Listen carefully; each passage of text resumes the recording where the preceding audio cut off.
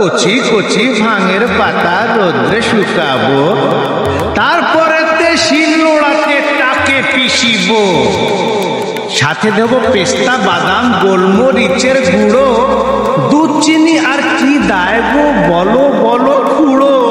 বলছি বলছি আরে এমনি করে তৈরি করে সবাই ভাঙের গোলা। কে বাবা বলো মুখে শিব শঙ্কর ভোলা। ওরে ওরে খালি পেটে করলে ভজন, বুঝলে বাবা, খালি পেটে করলে ভজন হয় না কোনো ফল।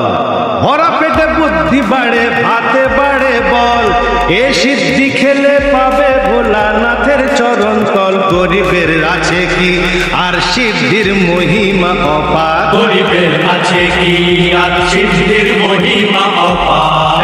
খালি পেটে করলে ভোজন এক অনবদ্য রসিকতা ভরা বাংলা সিনেমার গান, যেখানে কণ্ঠ দিয়েছেন কিশোর কুমার ও শক্তি ঠাকুর, আর সুরকার হিসেবে আছেন কিংবদন্তি আর ডি বর্মন। আর এই গানটি বাংলা সিনেমার সঙ্গীতে এক মজার অধ্যায়, কথার মধ্যে হাস্যরস, সুরে প্রাণবন্ততা, আর কিশোর কুমারের সেই চেনা দুষ্টু কণ্ঠস্বর।